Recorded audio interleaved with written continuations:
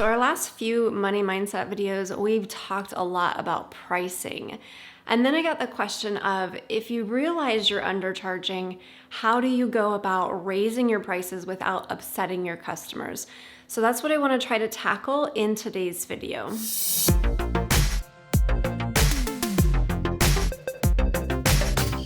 Now, as we go through this video, I'm actually going to be using an example from Natalie Vale. She is a baker. Her company is Delicious Unveiled in Wisconsin. And we've talked a lot about her pricing and what she needs to do about it moving forward because she realized that she was undercharging. So what I'm going to do is try to share with you the strategies and the mindset, both that her and I spoke about, but also things that might apply to other businesses as well. The goal here is to help you figure out exactly what you need to do, how you need to do it, and to help you do it in a confident way. I want you to be able to do this right this time so that you're not having to redo this in a couple of months because maybe you missed a couple of things or you did stuff that wasn't really helpful, or maybe you didn't even set your prices right the second time around, which is super normal. Don't beat yourself up if it's happened before, but definitely go through these strategies and especially focus on the mindset so that how you do it is the most strategic and the most powerful way possible. Okay, so again, Natalie's a baker. She cooks things like cakes, cupcakes, cookies, and bars. And her question was, I've just started my business and already realized I'm not charging enough for my products. I don't want to disappoint my customers by raising prices. There are other things that I make a good margin on though. Should I keep things where they're at currently and just try to push the products I actually make money on? Now, the first thing that we get to tackle here is mindset. Because if we're going into this with the mindset of worry, of fear, of I'm going to upset people, we're going into it with the wrong mindset. We're not going to actually solve the problem. We might create new problems and it's not going to actually create a successful business. So number one, when it comes to mindset, is to remember that you can't continue to offer great products or great services if you can't afford to stay in business. And therefore, the belief here that you want to practice is raising my prices is actually good for my clients or my customers as well. Next is to remember that others are likely charging what you need to charge because they have the same or similar overhead. They have the same budget. They also need to be able to make a living. So the belief with this one is it is safe to charge more. And you can know that that's true by the fact that other people are having success doing that same thing. The next belief is that others want what I have to offer. This especially came up with Natalie because when she set her prices, she set it based on what she knew that all of those baked goods were worth to her because she knew how much it cost, she knew how easy it was, she knew the time that went in to create it. We tend to set pricing based on what we would pay for something. But you have to remember something. Your customers, your clients are not just paying for the product or the service. They're paying for the fact that they don't have to do it themselves. You may not want to pay the pricing that you actually need to be charging because you're skilled in what you do. So why would you pay for something that you can so easily do yourself? But your target market is able or willing to pay what it is that you actually need to charge in order to stay in business. This is because they're paying for more than just the thing that you're giving them.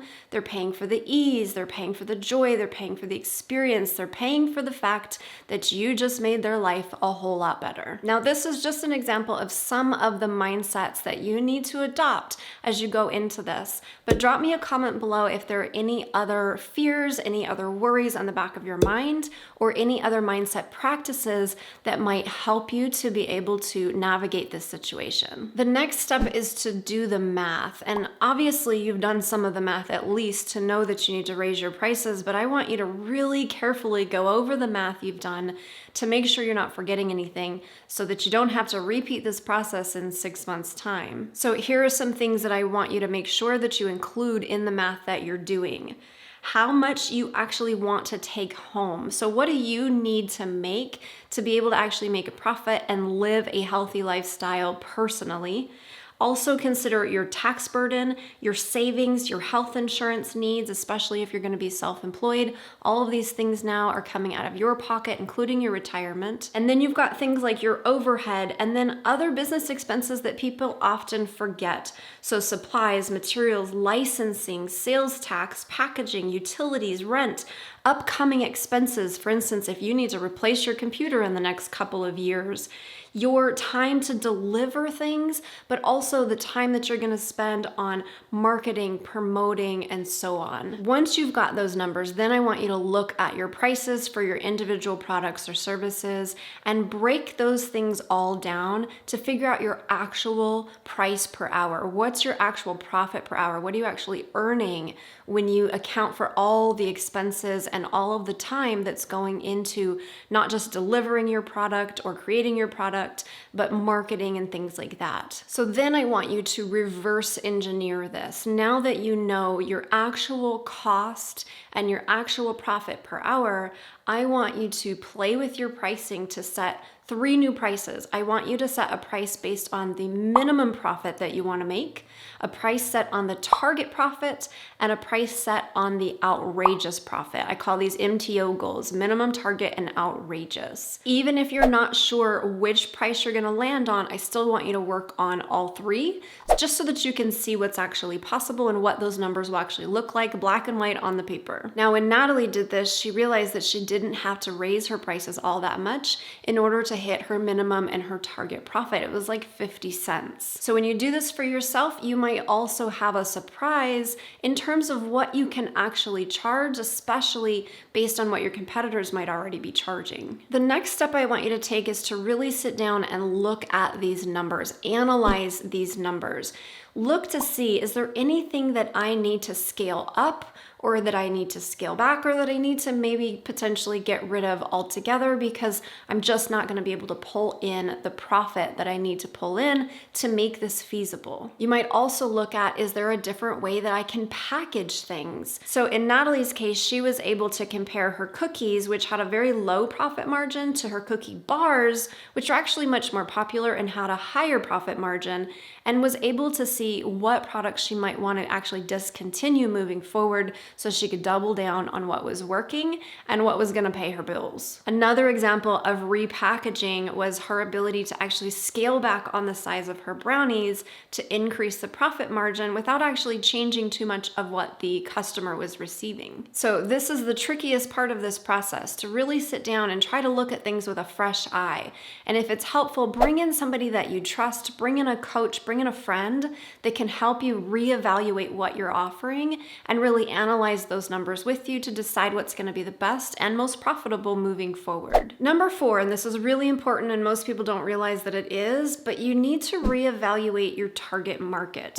So when I was talking with Natalie, one thing that we discovered was that a lot of her customers and clients that she was actually worried about upsetting were not her target market. When she looked at her target market, she wasn't actually selling to those people like she wanted to be. So ask yourself, who is my target market and am I reaching them right now? Or do I need a new target market? And let me give you a hint here. If the people that you're selling to can't afford the actual price of something, the actual price being what it costs you to create it and to have a living based on it, if they can't afford that, they're not your target market. If you still want to serve them, you either need to find a new way to serve them or you need to find a new target market to serve. The next thing I want you to do is assess the actual damage. So what you're doing with this is looking at your customers now and figuring out how many people are actually going to be impacted by this price. So for instance, in Natalie's case, we looked at how many repeat customers do you have on a regular basis? And since her business was pretty new, there wasn't a lot of repeat customers. So she was looking at maybe upsetting a handful of people versus dozens and dozens of people. Now that might not be the case for you, but I do want you to know for yourself, what's the actual number of people that I may upset with this? Or what's the actual number of customers that I might lose with this price change? Am I willing to lose them? Am I able to replace them with a new target market who can actually afford what I have to offer? And that's a really important question. Are you willing to lose the wrong people in order to create the time and the energy to find the right ones? All right, so you've been cultivating the right mindset, you've done your numbers, you've assessed the damage. Now let's look at how. How do you actually go about increasing your prices in a way that's not going to upset your customers? There are 6 strategies to raising your prices, including mindset strategies to help you do this confidently. Let's go through those one at a time. The first strategy is to repackage your offers into something else entirely. This way, your customers don't feel like they're getting a price increase, they feel like they're getting a whole new product or service. For example, if you're a coach who has been offering an hourly price, put together a package that includes a certain number of sessions, but maybe also includes some other things that you've created one time that you can give to them over and over again without creating any additional time strain for yourself. In Nicole's case, she was actually able to come up with the idea of having new cupcakes with new icing flavors that would justify a higher price. So what have you already created that can be recreated or repackaged into something new that you can charge more for? The next strategy is to baby step those regulars.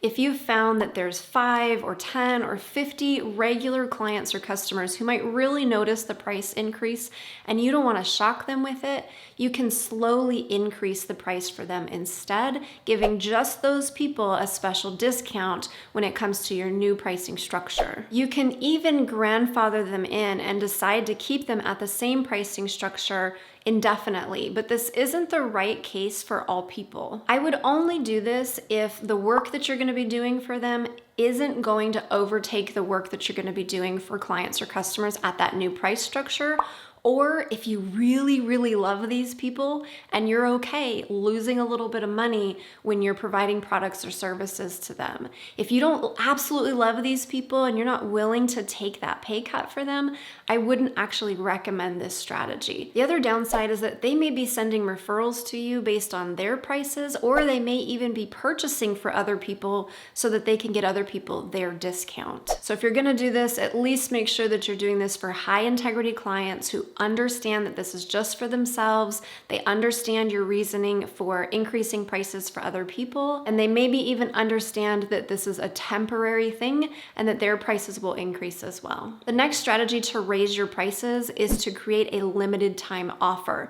This is where you're actually announcing that a price increase is coming, but they're gonna get the same price until that date. This creates a perception of more value to the customer by positioning it as a limited time discount versus just a price increase. When you're just advertising that your prices are going up, all you're doing is delivering bad news. But if instead you can say, my prices are going up, but until then you get X, Y, or Z, maybe you even throw a little bit extra on top of that to make them extra happy, then you're delivering good news versus bad news. This is why I actually do not recommend that you advertise a rate increase as it happens, only before it happens when you can deliver it with good news.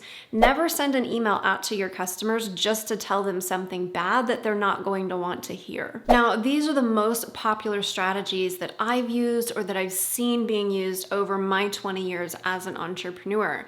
But when we talk about strategies, we also need to talk about how we want to approach these strategies so that they go over better. The way that I explained this to Natalie was that you want to choose your mindset like you choose a new pair of shoes, meaning carefully and making sure that it's just the right fit for what you're actually wanting to accomplish. So let me give you some questions you can use to really help you define what that mindset is for yourself. What do you want to believe instead of what you're worrying about? How do you want to feel, especially going into these situations with customers or clients? How do you also just want to feel around raising your prices in general?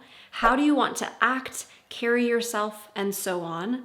And what would it look like? Really get specific here. What would all of these things look like in action? And then lastly, what would you say to introduce your pricing in different scenarios that doesn't come across apologetically or defensively, which tends to be our tendency when we're worrying about what other people will think. And one thing I want you to consider as you are determining what you want to say, how you want to say it, I want to encourage you to use humor with it. Once you've defined these things, I then want you to practice them. Practice the wording, practice the body language, practice the things that are going to help you to feel confident in this situation.